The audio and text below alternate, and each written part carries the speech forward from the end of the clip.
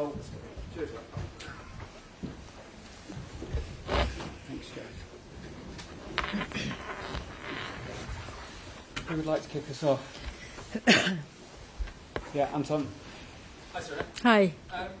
That's the international break done. You said you wanted to experiment, see some things. Are you happy with what you've seen tonight and over the last couple of games? Yeah, well, I'm happy with the information we got. I think what you saw today is 7 different players in the starting lineup from Friday. And also we stopped with some moments where we put players in other positions, which we wanted to see. So that was good, but this is the moment to do that. And also with some things I was really happy, and some moments how we played, and other moments, of course, we can improve. Do you feel you have answered some of the questions you had, or do you feel you have more questions about your team? Yeah.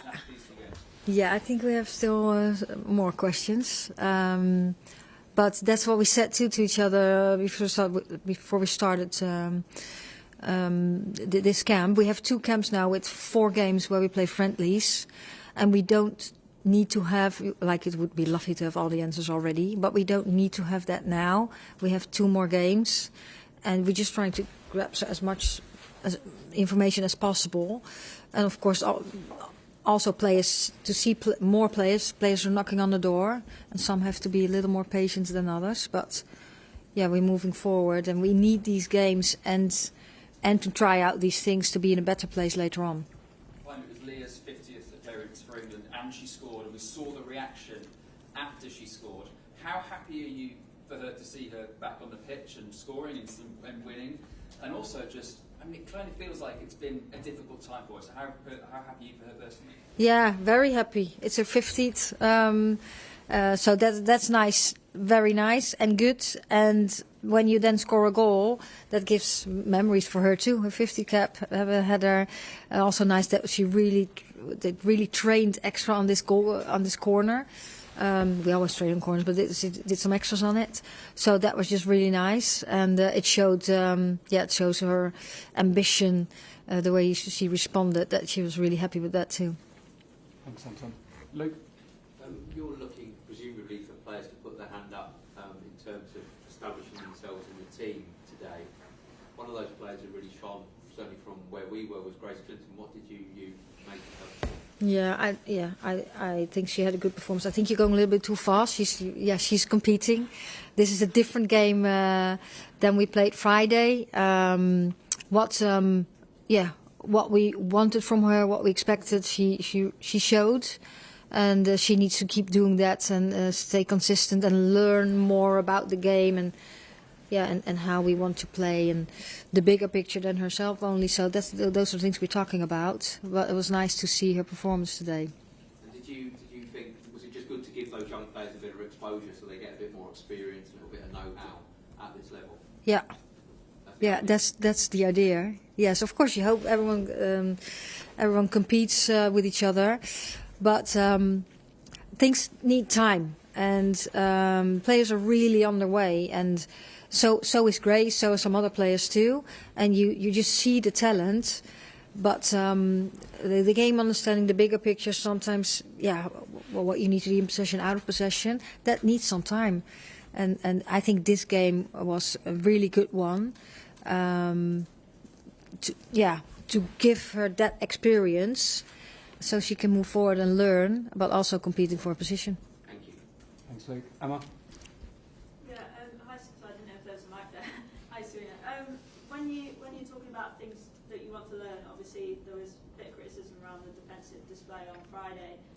It felt like a game of 2 halves a little bit tonight. First half looked pretty solid, then the second half just looked like there was a bit of anxiety that crept in. Do you think that's fair to say? Yeah, I think we were at some moments we were sloppy, and that moment was not nice, of course. So we were sloppy, and they played the 2-2-1. We also sucked a lot also then put players in different positions. So that's not easy to adapt then again, to get the right connections. So Maya went from the right side to the left side.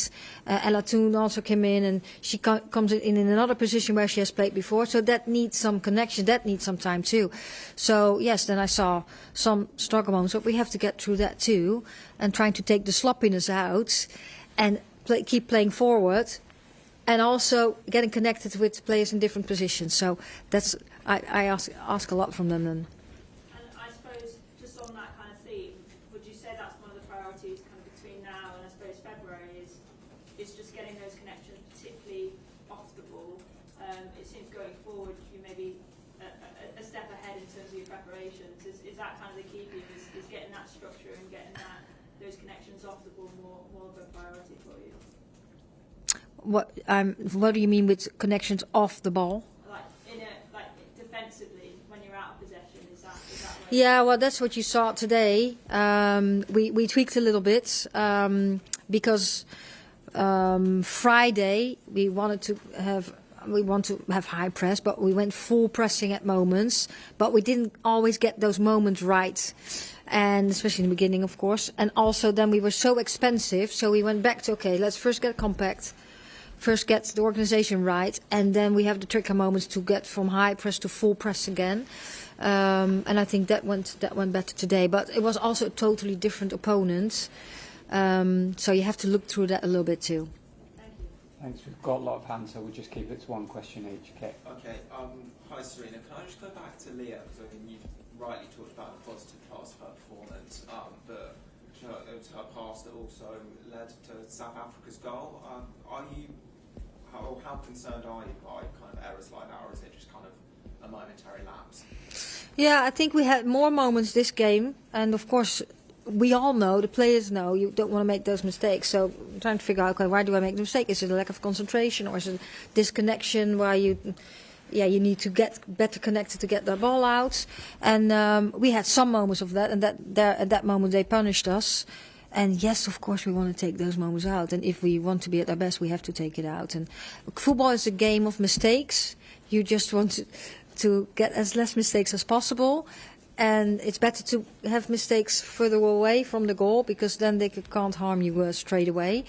That's when a goalkeeper makes a mistake, it's harder when the defender than someone up front makes a mistake. Thanks, Kit. Catherine? Hi, Sarina.